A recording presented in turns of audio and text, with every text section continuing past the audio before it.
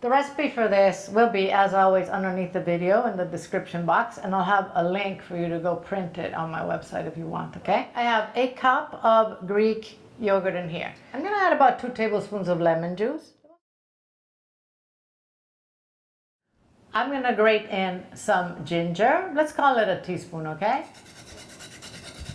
And I'm also now gonna grate 2 garlic cloves. You can mince the garlic if you prefer. I have garam masala, paprika, and coriander in this bowl. At the bottom, I'm also going to give you some suggestions for substituting the garam masala if you can't find it, okay? And in here, I have cumin, I have turmeric, I have cayenne pepper and salt.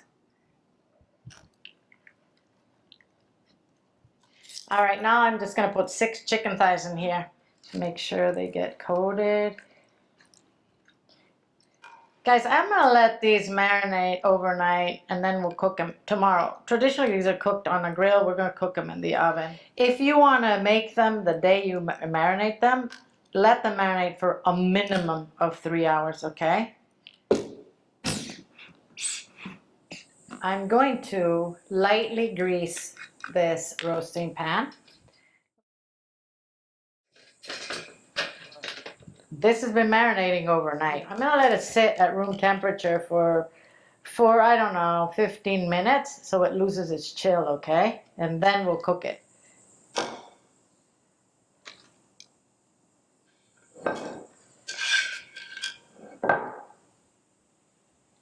In about 15 minutes, I'm gonna put this in an oven at 425 degrees Fahrenheit, which is 220 centigrade.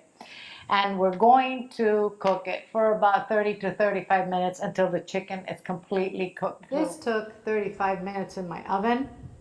It's cooked through. Every oven is different, guys. Check it. If it's not fully cooked, cook it until it's cooked. I don't want you to get sick on raw chicken. If you see that it's getting too charred, then cover it so it doesn't, brown like that. I like the char on the chicken. It looks like we cooked it on a grill. So serve this with rice if you'd like. That chicken is very moist, and it's because it was sitting in that yogurt. The acidity just tenderizes the meat.